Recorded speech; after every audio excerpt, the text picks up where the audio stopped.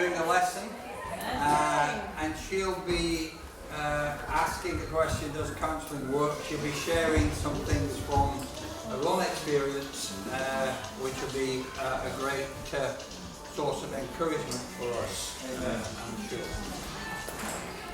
If you want a review of last week, then you can go on the church website and you can catch up there. So this is lesson 2, why counselling for Christians. In a famous Morecambe and Wise skit with Andre Previn, Morecambe tries to play Grieg's piano concerto. And of course there's a lot of funny business going on, but Andre Previn says to him, "You're playing all the wrong notes." And he picks him up by the lapels and he says, "I'm playing all the right notes, but not necessarily in the right order." I'll give you that. Well, life is a bit like Grieg's piano concerto. For many of us, we learn all the right notes, but we spend a lifetime trying to get them in the right order. Yes. Yes. And I think that all the help we can get to do that, we should take.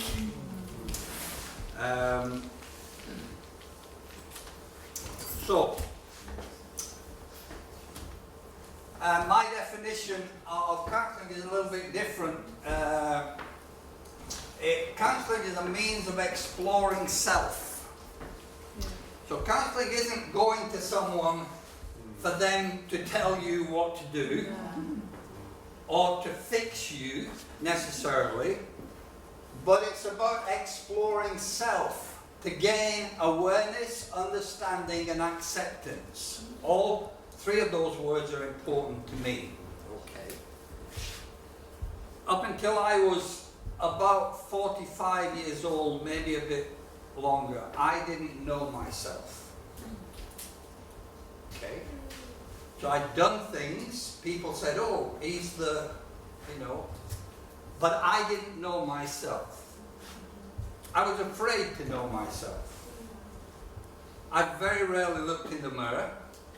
I realized one day that my beard was kind of unkempt and all over the place. And I thought, that don't look too great.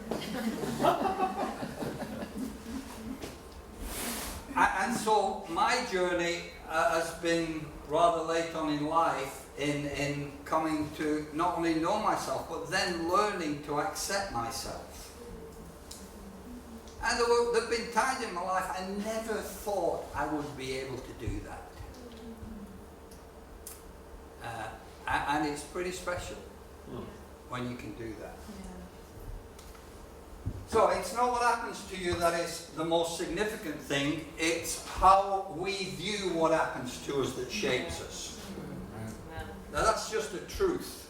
That's just a principle that if we can really understand, it will help us take responsibility for our own lives. And that's one of the keys of say, Scott Peck's book.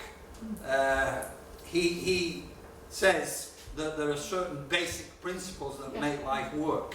And one of them is taking responsibility for our own thoughts, feelings and decisions and behavior.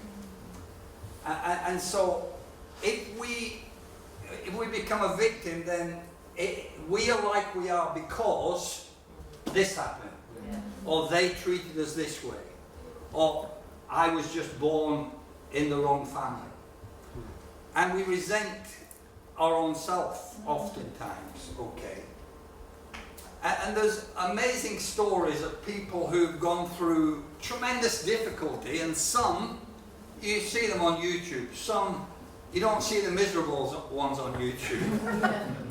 But the ones who've taken their disability or their, and made it into a positive. I used to visit people in Stoke Mandeville Hospital as a young chap. And paraplegic hospital. One guy, 22 years old, diving, broke his neck right at the top, and he just a head. New invention at that time, they had a tube where he could blow and move on a screen and put the radio on or call for help.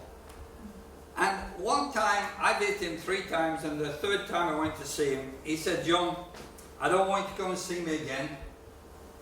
I don't want you to feel sorry for me," he said. He said, "If you can come and be a friend, that's great, but if not, then don't bother." And I thought, wow. And I did carry on visiting him. He ended up marrying one of the nurses and moving to Switzerland. Unbelievable.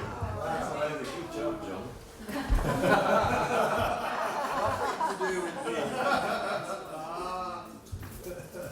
So, what stops us being aware of ourselves?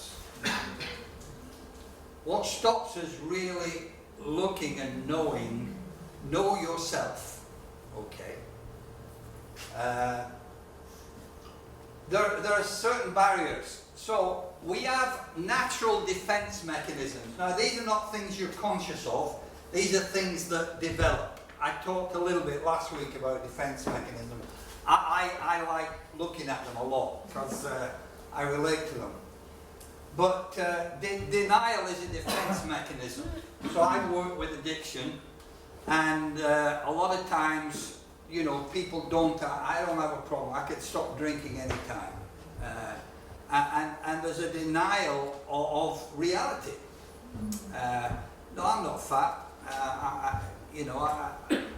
I'm okay, I like being me like this, and that may be true, but it may not. It may be a defense.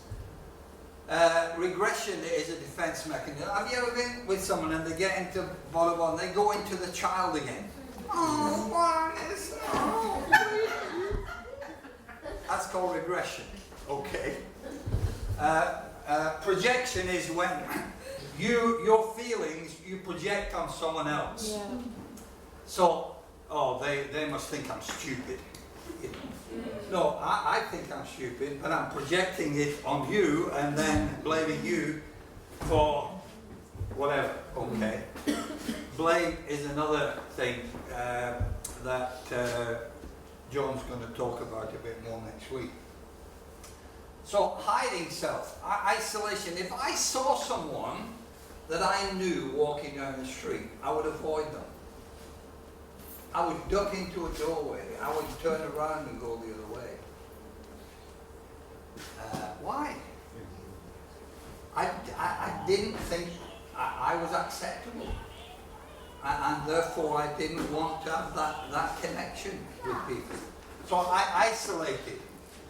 If I was doing some work, I felt okay because, look, I'm doing something. I'm worth something. But just going to a party and being, I hated it. Emotionally closing down. Some of us don't even know what that means. but you're just not in touch with the way you feel. And the way most people who are closed down feel is either okay, not bad, good as the weather, whatever. So we can hide from ourselves. We can present a false self. Now, most of us, to certain degrees, can have a false self, portraying what we think others want us to be. We wear a mask. So in certain situations, we're, out there, and in others we're a bit reserved. We try and people please, we try and be what other people want us to be. But that's not congruent with yourself. And so there's going to be some problem. You're causing yourself problems when you are not real. The other extreme is an inflated self, and sometimes people who are insecure become extrovert. They tell jokes all the time. because they are hiding behind, hey, you know, there's some comedians who actually, when they're interviewed, they can't be straight. It's the front, and you can't really get through to them. I think Spike Milligan was like that. False self, inflated self. So, you know, for Seth, my 5-year-old, 6-year-old grandson, the world revolves around him. You know, when he comes to ours, he thinks Rose and I are there just to serve him. That's it. And we're trying to wean him off that a little bit. But if you take that into adulthood, then you become, you know, quite obnoxious to be around, unfortunately. So self-gratification, it's really, we have a hole, and we're trying to fill it, but it's a spiritual hole, and we're trying to fill it with material things. And it doesn't actually work, so we try more and more things, and we get bigger and bigger, or we get more addicted, and it doesn't really help us. But that's another way of not facing ourselves. We'll distract ourselves by doing something that keeps us busy, playing computer games, gambling on horses, or indulging with food, or with drugs or alcohol. There's people who punish themselves. There's people who really don't like themselves, and so they punish themselves. I know people who hit themselves. And there are people who self-harm. There's a lot of our young people who don't feel good because they can't compete, they can't match up to the standards they think. See, their perception is that they have fallen below what is acceptable. And you know, when your perception becomes your reality, then you're stuck. Okay, you're in a pit. So self-loathing, self-harm, suicide. So rather than explore self, the above are to try and protect ourselves. I want to encourage you to explore yourself.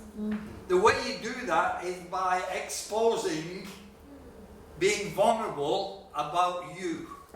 The bits that you think people will not find acceptable. Right. That's a bit scary.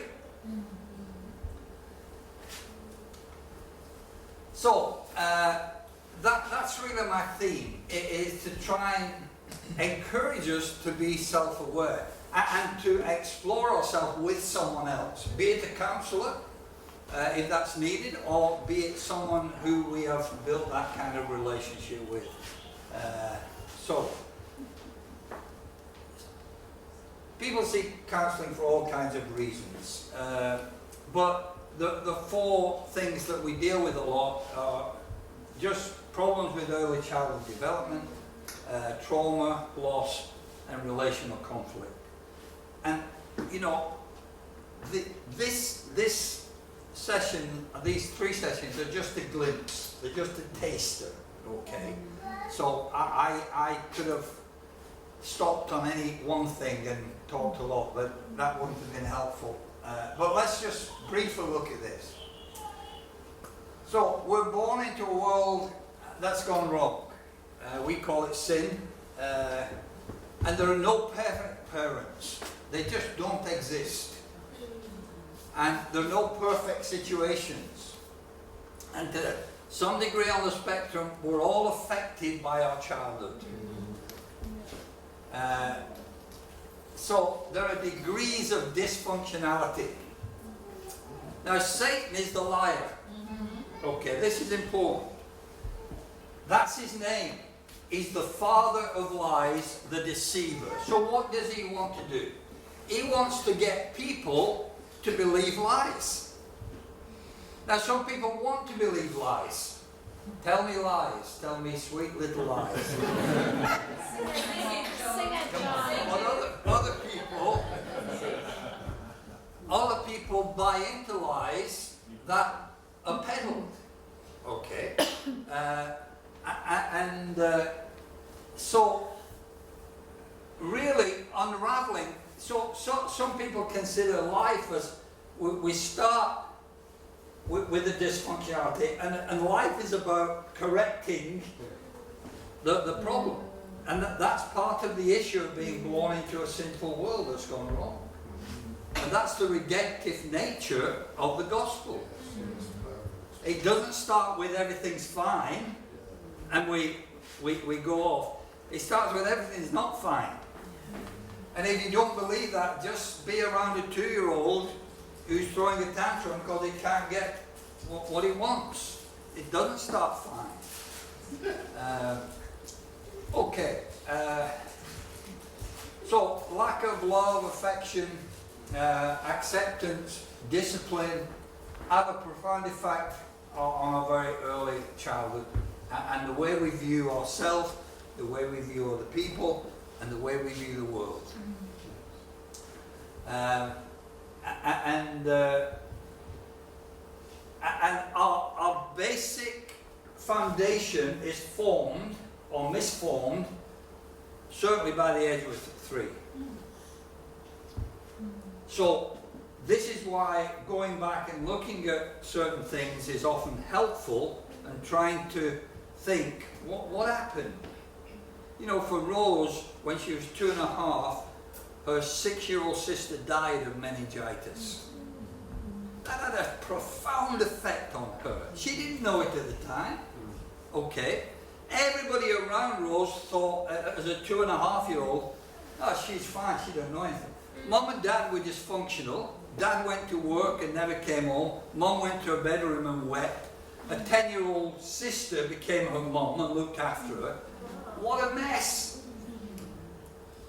And again, it was 50-odd before Rose could really process all of that abandonment and her sense of, you know, not being good. And she, you know, when I married her, she hated her sister.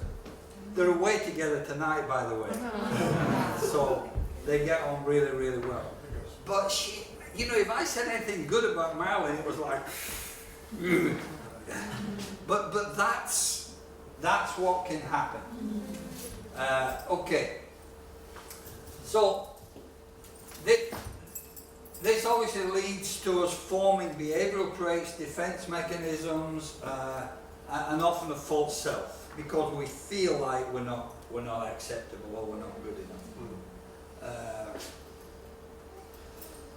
So as children, we have a little control over the influences that shape us. That's the truth. But as adults, we can and often need to work through the misconceptions and search for the truth. And one of my favourite scriptures is, you will know the truth, and the truth will set you free. And it's this truth that, not just biblical truth, but what is true, what is real, what is reality.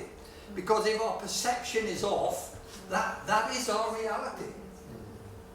You know, if I think I'm ugly or fat and I go on a diet and I become anorexic, my reality is I'm overweight, even though I'm not. I believe you try and convince somebody that they're not, you'll have a hard job. That's the core belief. So this is an area that, I don't know, I've had to work on some of this stuff. I know Rose has. If you haven't worked on it, then please do.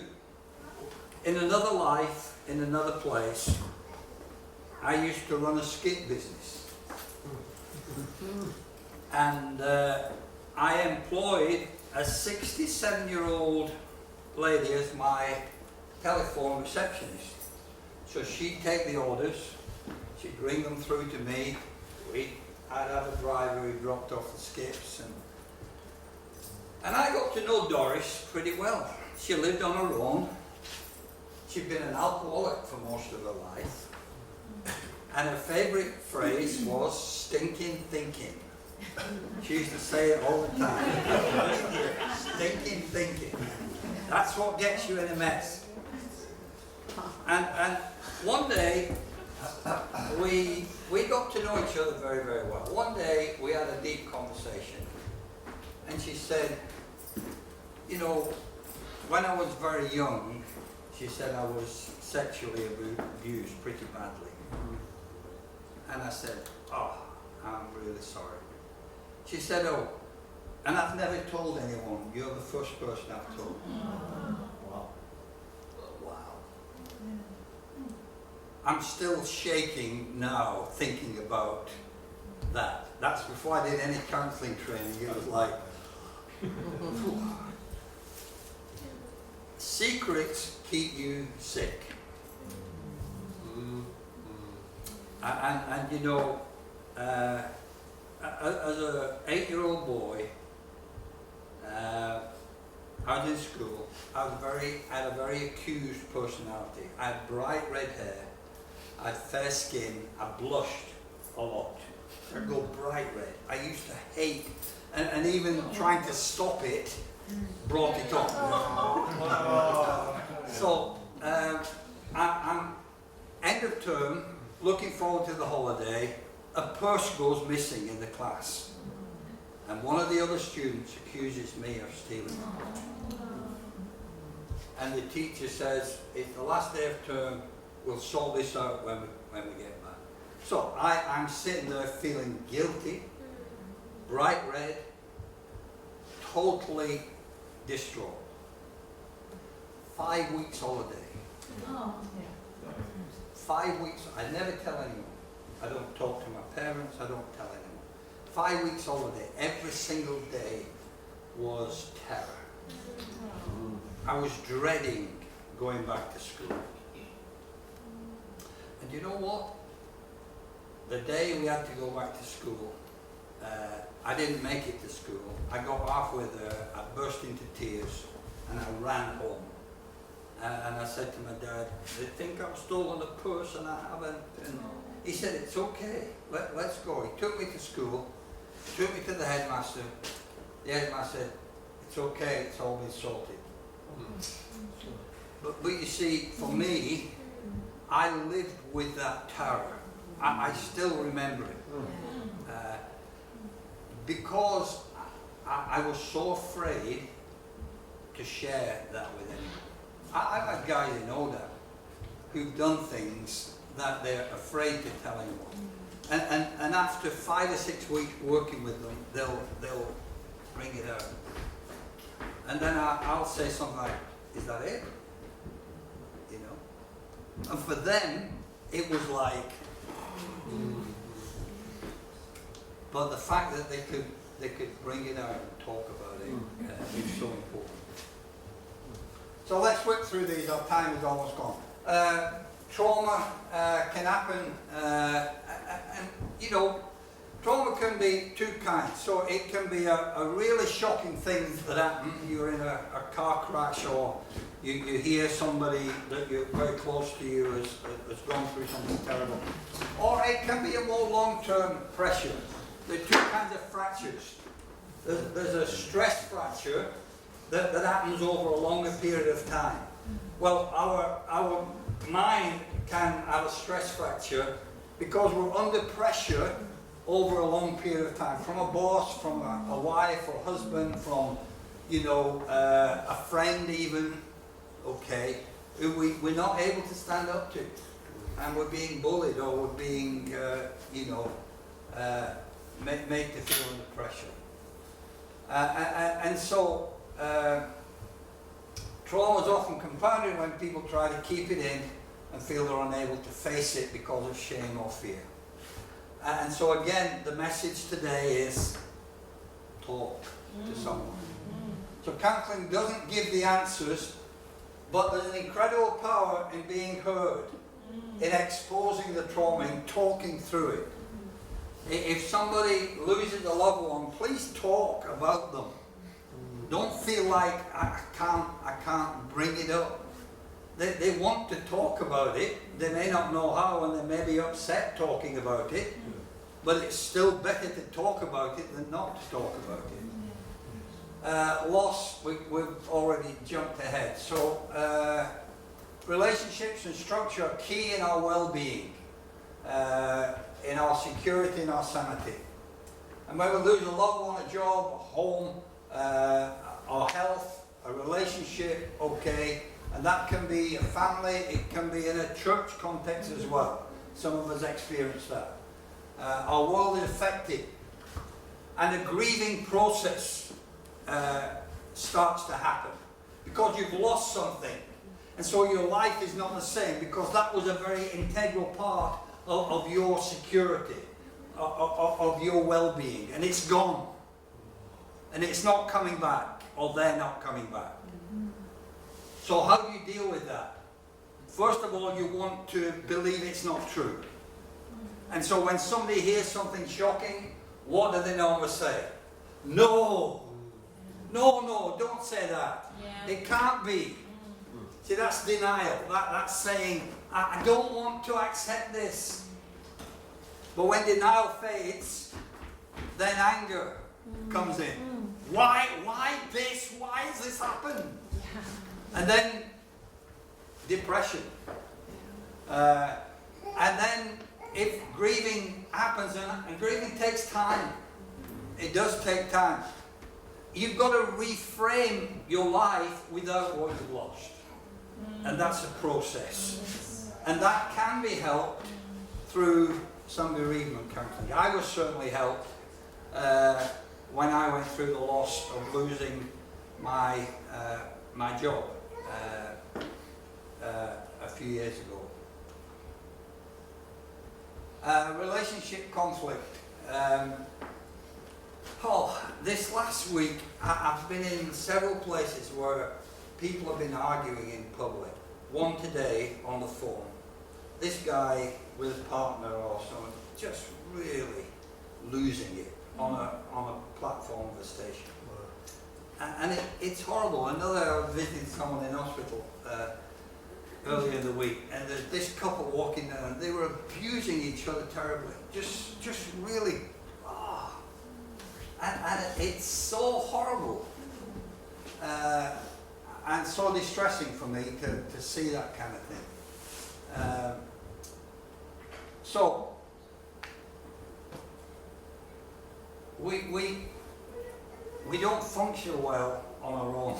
No. And so relationships are quite important to us. And if we have dysfunctional relationships, then we're in a lot of trouble. Some of the things, codependent relationships. Rose and I had a codependent relationship. I needed Rose for me to feel whole, and she needed me for her to feel whole. That's not good. You got to be whole. You got to find your own wholeness. Yeah, okay. Passive aggressive. This is where people take stuff that they don't like, and they still take it, and they don't say anything. And then it gets to that point where, bam! They let it all go. Okay. And rather than being assertive, you know, Rose, I would do things that would annoy Rose, and she wouldn't say anything. And then there'd come a point where, boom, I would think, wow, where does that come from? And you know, it's interesting because you're afraid to be assertive and say, I don't like that. Can we talk about this? Parent-child. So that there are people who want to parent you. There are people who are 45, 50, still go back to mum and need mum's approval for everything. Okay. Oh, and if mum's not there, they'll find another mum. Or they'll marry a mum. And then there are people who want a parent, who feel good about themselves because, oh, let me help you. So, victim, rescuer, you know the drama triangle. You know, there's a victim, and the rescuer comes along and says, oh, poor you, let me sort you out.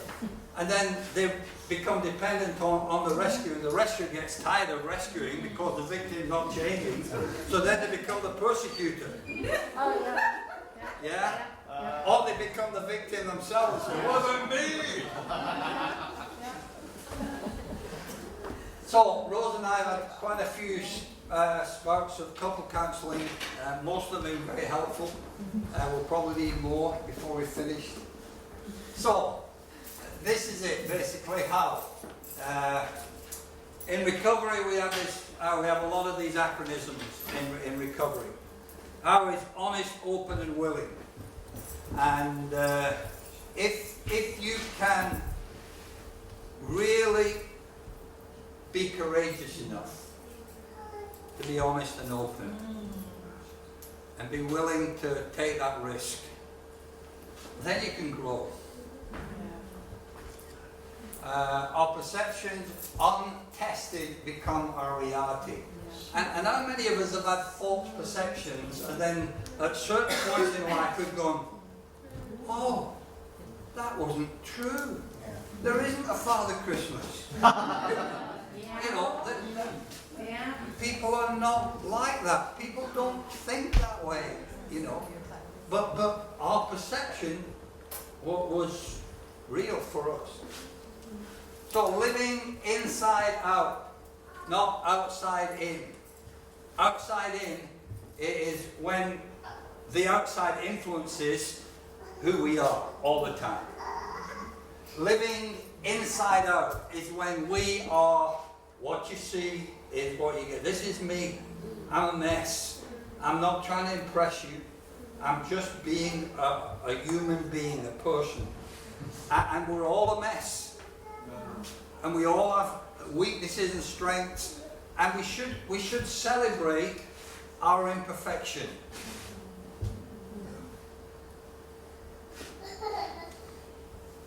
So, 3 different people. First one, Brené Brown. Second one, Henry Cloud. And third one, Jesus. Okay? Amen. Sorry they're in that order. But there you go. So, the gift of imperfection. Brené Brown looks at well-being. So what does it mean to have well-being? She studied hundreds and thousands of people and asked the question, why are some people really living well and others are not? She said, courage to be open, vulnerable and honest, compassion with yourself and with other people, and connection to really be in a good relationship.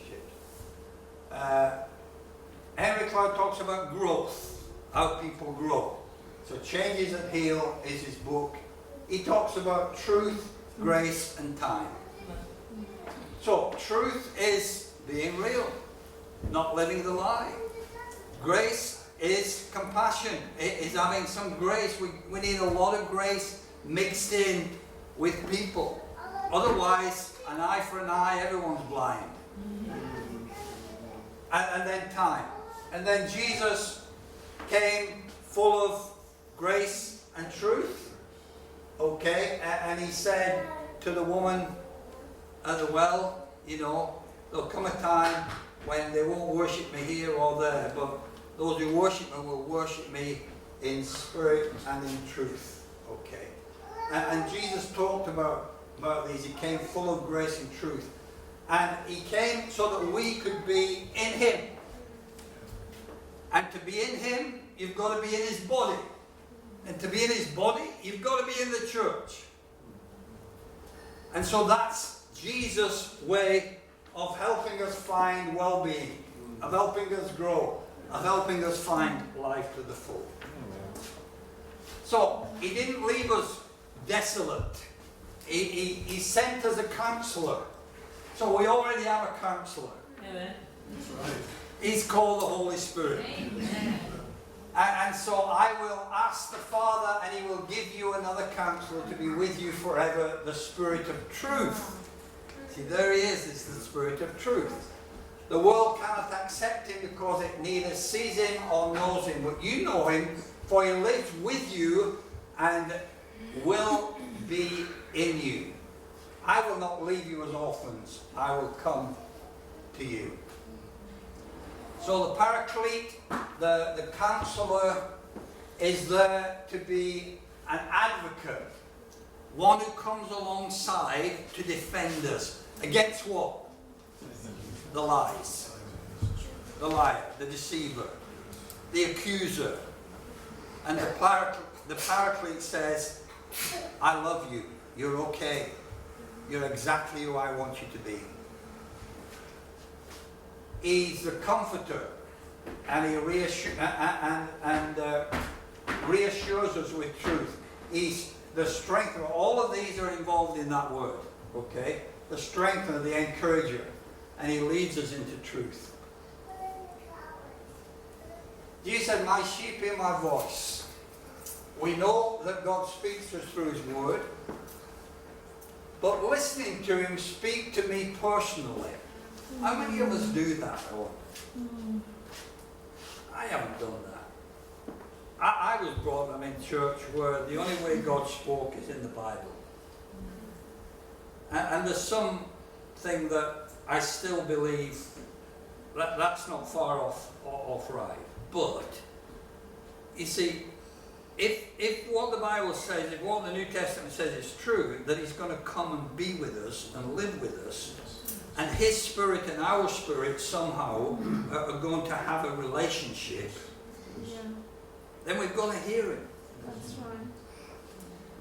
There's something I've just learned that I'm trying to practice. It's called reflective gratitude. So here you go. Each day list 3 things that you're grateful for, and then pick one of them and just meditate on it for a while. Just stop, quiet yourself and think, this is wonderful, or this is, I'm really thankful. It might be, I'm thankful that at 72 years old I'm still able to walk around. Wow. There are many people that are. That's amazing. And I hear God say, yeah, because I've still got something for you to do. You're still my man, and I want to use you. See, does God say that in the Bible? Yeah. But you see, and I'm not talking about saying God's told me to go to China next week. Not at all. But just try and hear. You know, we all know enough scripture to know what God's saying. Try and hear him talking to you. And he will be a counselor for you. I hope this has been helpful. Thank you so much.